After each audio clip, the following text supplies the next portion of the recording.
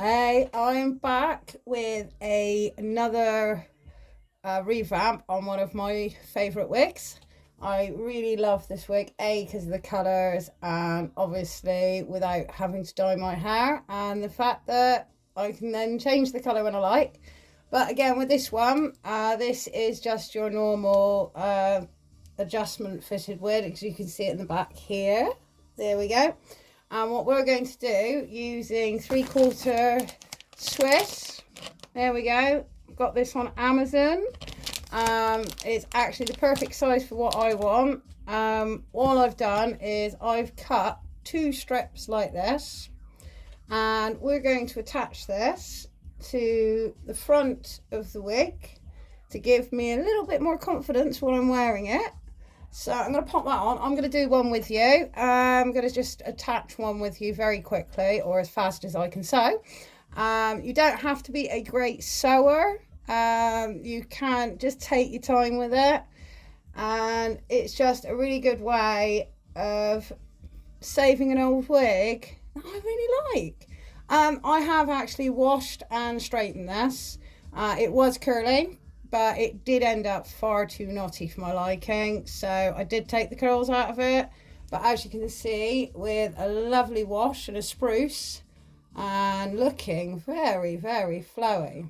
So I'm going to attach this for you just so you can see how I do it, and it doesn't matter how you do it in the sense of how you attach and hold your piece of mesh on. It does matter though where you put it.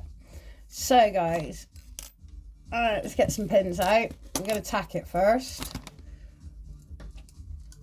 I'm going to take it off.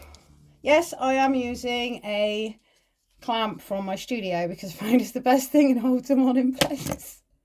So very quickly, obviously, what we're going to do is, obviously this has got a nice little parting in it already, so I know where I'm going to start. And with this one, we don't actually need that much mesh, so I'm going to take the mesh from the middle of the parting here all the way down to where your ears fit.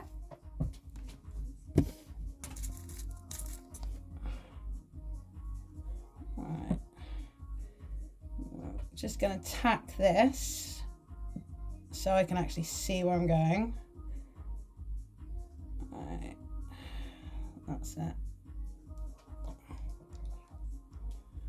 Try not to do it without catching the hair in it.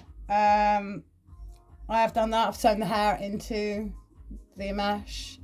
Wasn't a good result. It was a lot of unpicking.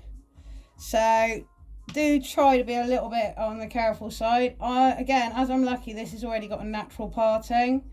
So again, why I'm adding the mesh to this to help give it a bit more reality, as you say. And also it is mainly the confidence thing, because obviously you don't want your wig flying off every time you move your head, or you just flick the hair back and whoa, there goes your hair. So I'm just going to quickly tack this along just to show you what I mean.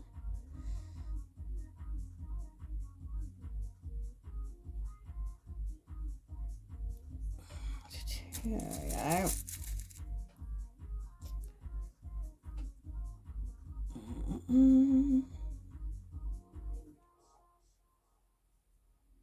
See? There we go. Easy peasy. And then as you can see, look at that. Instant front lace. As you can see, what we're going to do is follow the closest line to the wig with your needle and cotton. As I said, I'm going to go away and I'm going to stitch this for you, and I'm going to do the other side because I really do want to wear this wig. And I'm actually dying to try and find out, see how bad a job I do.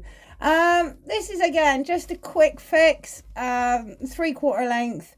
I think I paid about £8.99. Please check my website. I have got all the details on there on my steady page. All the information where I got the 3/4. You actually get, for what I'm using it for, you get a lot of mesh with it, and very nicely they give you a lovely little pack of needles as well. So I'll be back and I'm going to leave you while I fix this to this and start on the other side and see how much I get done. So I'll see you later, guys. All right, now stay tuned and come back to see how bad a job I do. All right, thanks, cheers, bye.